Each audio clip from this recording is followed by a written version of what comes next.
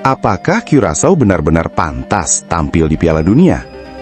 Yang lebih mengejutkan, Sky Sports justru menilai Indonesia jauh lebih layak berada di turnamen terbesar dunia itu. Dengan deretan pemain yang bermain di liga top Eropa, dukungan supporter yang luar biasa fanatik, hingga banyaknya pemain keturunan berkualitas yang ingin membela Garuda, Indonesia dianggap memiliki masa depan yang jauh lebih cerah. Assalamualaikum warahmatullahi wabarakatuh, kawan bola dimanapun Anda berada. Upgrade Story Bola di sini. Senang sekali bisa berjumpa dengan Anda semuanya. Semoga Anda dalam keberkahan dan semoga dilancarkan rezeki. Amin.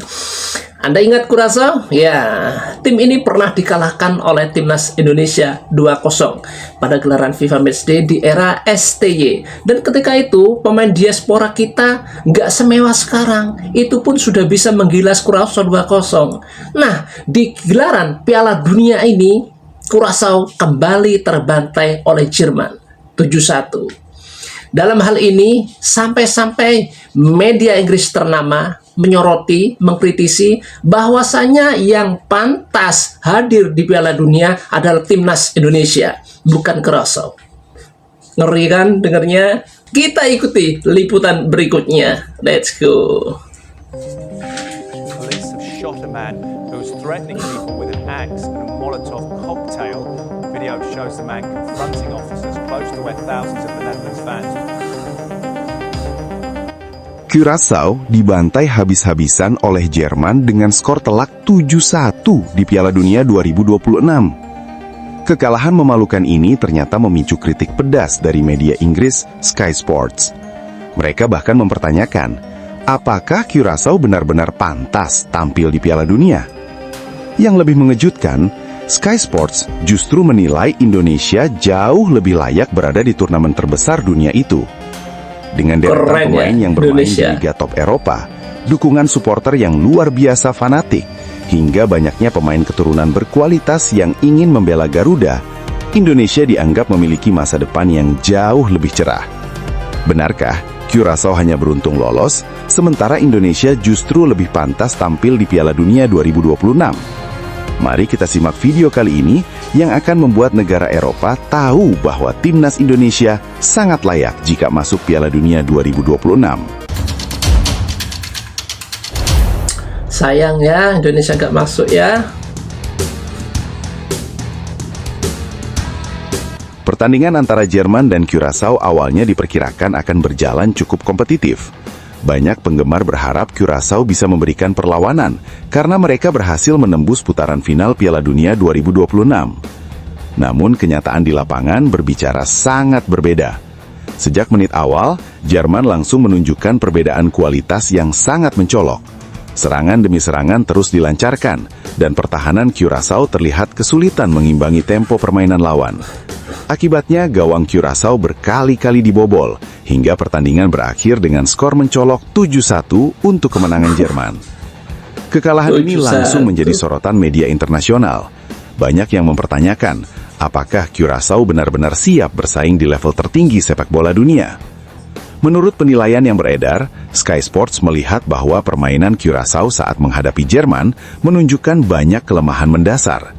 Mulai dari organisasi pertahanan yang buruk, koordinasi antar pemain yang tidak rapi, hingga minimnya kreativitas saat menyerang. Bahkan beberapa pengamat menilai Curaçao tampak kehilangan arah ketika menghadapi tekanan dari tim besar. Dari sinilah muncul perbandingan yang cukup mengejutkan. Sky Sports menyoroti perkembangan pesat yang sedang dialami Timnas Indonesia dalam beberapa tahun terakhir. Jika dibandingkan dengan Curaçao, Indonesia dinilai menunjukkan peningkatan yang jauh lebih signifikan. Perubahan besar dimulai ketika program pengembangan sepak bola nasional mulai berjalan secara serius. Di era Sintayong, fondasi tim dibangun dengan disiplin tinggi, mental bertanding yang kuat, dan regenerasi pemain muda yang berjalan sangat baik. Hasilnya mulai terlihat di berbagai turnamen internasional. Indonesia perlahan berubah menjadi salah satu kekuatan baru sepak bola Asia. Setelah itu perkembangan Indonesia disebut terus berlanjut dengan hadirnya pelatih baru yang membawa ide serta pendekatan berbeda.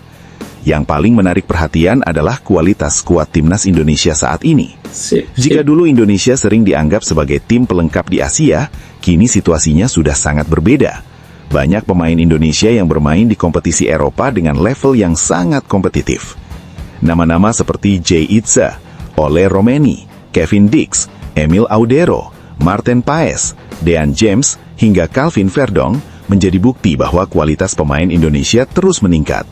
Mereka bermain di lingkungan sepak bola yang profesional dan terbiasa menghadapi lawan-lawan berkualitas tinggi setiap pekannya. Experience seperti inilah yang membuat kekuatan timnas Indonesia meningkat secara signifikan. Tidak hanya itu, Sky Sports juga melihat bahwa proyek sepak bola Indonesia masih memiliki masa depan yang sangat cerah. Alasannya karena banyak pemain keturunan Indonesia di Eropa yang dikabarkan tertarik membela merah putih. Kawan bola, memang dikatakan Mimin juga senada yang saya katakan di awal tadi, bahwasanya memang di era STY itulah terjadi perombakan-perombakan besar pada pondasi timnas Indonesia. Nah, di saat itulah juga Indonesia mampu menumbangkan Curaçao ya. Dan sepertinya waktu itu ya, kalau dilihat ya di pertandingan-pertandingan melawan Curaçao itu memang gak hebat-hebat banget Curaçao itu loh. Gampang ditembus ya pertahanannya ya. Jadi pemain defendernya itu kayak lapuk seperti itulah. Nah, kalau memang Sky ini ya, di Sky ini media dari Inggris ini menyoroti dan mengutarakannya bahwasannya Indonesia itu lebih pantas. Iya memang kalau dia dari permainan ya memang jauh lah Indonesia lebih pantas masuk di Piala Dunia. Cuman sayangnya ketika kualifikasi Piala Dunia yang keempat itu ya, round keempat itu sepertinya kita memang dikebiri ya, digembosi sama ulah-ulah AFC ya. Jadi AFC itu kayaknya mengendaki yang masuk ke Piala Dunia itu ya golongan-golongan dari Timur Tengah, Arab sama si Qatar itu sama si Bahrain. Jadi AFC itu lebih condong membela tetangganya gitu loh. Kalau kita ini tetangga jauh, jadi kayak digembosi seperti itu. Dan sepertinya ini harus jadi sorotan utama ya buat FIFA ya. Ada teguran kek, ada gimana kek. Jadi AFC itu ya harus ditekan juga lah. Dan ini ya diajarkan ya oleh Jepang, itu diajarkan bahwasanya kalau berhadapan dengan tim Timur Tengah harus menunjukkan kualitas performa yang mumpuni. Nah, itu salah satu kunci untuk menundukkan Timur Tengah. Kalau cuma bermain biasa jangan harap wasit ikut andil untuk memenangkan tim Timur Tengah. Nah, itu dia. Wasit koplak. Nah, wasit budek.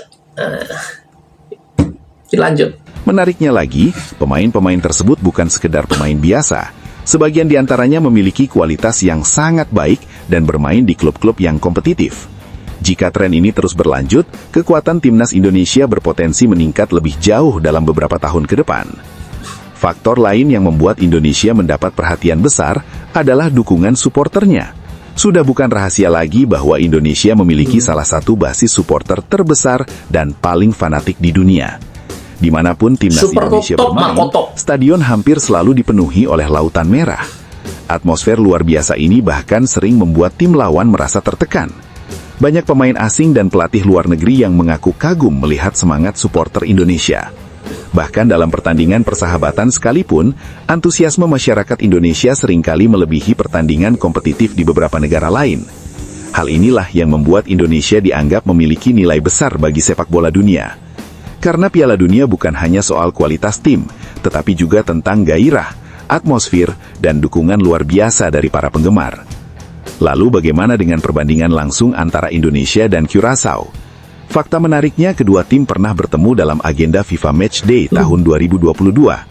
Pada pertandingan pertama, Indonesia berhasil mengalahkan Curaçao dengan skor 3-2. Kemenangan tersebut cukup mengejutkan, karena saat itu Curaçao memiliki peringkat FIFA yang jauh lebih tinggi. Namun Indonesia kembali membuktikan kualitasnya pada pertandingan kedua. Tim Garuda sekali lagi menang dengan skor 2-1. Dua kemenangan beruntun tersebut menjadi bukti bahwa Indonesia mampu bersaing, bahkan mengalahkan Curaçao secara langsung. Dan perlu diingat, saat itu perkembangan timnas Indonesia belum sematang sekarang. Jika dibandingkan dengan kondisi skuad saat ini yang dihuni banyak pemain berpengalaman dari Eropa, tentu banyak yang percaya kekuatan Indonesia sudah meningkat cukup jauh. Karena itulah muncul anggapan bahwa Indonesia sebenarnya memiliki kualitas yang tidak kalah, bahkan bisa jadi lebih baik dibandingkan Curaçao. Meskipun demikian, perlu dipahami bahwa sepak bola selalu penuh cukikan. Lolos atau tidaknya sebuah tim ke Piala Dunia ditentukan oleh hasil di lapangan dan sistem kualifikasi yang berlaku. Namun satu hal yang sulit dibantah adalah fakta bahwa perkembangan sepak bola Indonesia dalam beberapa tahun terakhir memang luar biasa. Dari tim yang dulu sering diremehkan, kini Indonesia mulai mendapatkan pengakuan dari media-media internasional. Dan jika tren positif ini terus berlanjut, bukan mungkin Indonesia akan menjadi salah satu kekuatan penting sepak bola Asia di masa depan. Lalu, apakah Indonesia memang sudah lebih layak dibanding Curaçao, atau Curaçao tetap pantas berada di Piala Dunia 2026 meskipun mengalami kekalahan telak dari Jerman? Namun cerita mengenai Indonesia dan Curaçao ternyata belum berhenti sampai di situ. Setelah kekalahan telak Curaçao dari Jerman menjadi perbincangan dunia, banyak penggemar sepak bola mulai membandingkan perjalanan kedua tim dalam beberapa tahun terakhir. Jika melihat Curaçao, mereka memang memiliki sejumlah pemain yang bermain di Eropa. Namun banyak pengamat menilai perkembangan tim tersebut cenderung berjalan lambat. Mereka belum mampu menunjukkan peningkatan yang konsisten ketika menghadapi tim-tim besar. Sebaliknya, Indonesia justru menunjukkan grafik yang terus menanjak. Setiap tahun kualitas permainan timnas Indonesia terlihat semakin baik, bukan hanya dari hasil pertandingan, tetapi juga dari cara bermain yang semakin modern. Kini Indonesia tidak lagi hanya mengandalkan semangat juang. Tim Garuda mulai memiliki organisasi permainan yang lebih rapi, penguasaan bola yang lebih baik, dan kemampuan menyerang yang jauh lebih berbahaya dibanding beberapa tahun lalu. Inilah yang membuat banyak pihak mulai memandang Indonesia dengan cara berbeda. Dulu banyak negara menganggap Indonesia sebagai tim yang mudah dikalahkan, tetapi sekarang situasinya berubah. Bahkan beberapa tim kuat Asia harus bekerja keras ketika menghadapi Indonesia. Namun satu hal yang pasti, perkembangan timnas Indonesia saat ini telah berhasil menarik perhatian dunia. Dari yang dulu sering dipandang sebelah mata, kini Indonesia mulai diperhitungkan sebagai tim yang memiliki potensi besar. Dan mungkin saja, dalam beberapa tahun mendatang, dunia akan melihat Indonesia berdiri sejajar dengan negara-negara kuat sepak bola lainnya. Kawan bola, ternyata yang saya bilang tadi ya, Curaçao itu kita kalahkan 2-0 itu secara agregat. Saya lupa ingat sih, tapi ya untungnya ternyata benar gitu loh, secara agregat ya, soalnya 3-2 dan 2-1. Jadi kita menang agregat 2-0. Kawan bola, kalau kita kupas ya, perjalanan Curaçao itu sama Indonesia itu sebetulnya lebih mulus Indonesia ya ketika di kualifikasi loh ya. Cuman kita yang paling jengkel kalau diingat-ingat, kita ini selalu didolimi, dicurangi oleh official musuh gitu loh, termasuk wasitnya juga. Nah, mudah-mudahan di era John Herdman ini ya, performa kualitas kita semakin mumpuni dan tidak ada lagi sudah kata-kata didolimi, dicurangi. Karena apa? Performa kita, kualitas kita sudah high, sudah kelas atas. Nah, kalau cuma dicurangi sedikit-sedikit, kita bantai dengan banyak memasukkan bola ke gawang musuh. Waduh, keren. Saya yakin di gelaran Piala Asia mendatang ataupun di FIFA Asian Cup, Indonesia bersinar. Dan saya yakin juga tahun 2030 Indonesia pasti masuk Piala Dunia. Bravo. Itu kawan bola yang kita bisa omong-omong, bisa kita diskusikan, dan bisa kita ngobrol-ngobrol bareng bersama bola tentunya. Mohon maaf tak salah kata. Assalamualaikum warahmatullahi wabarakatuh.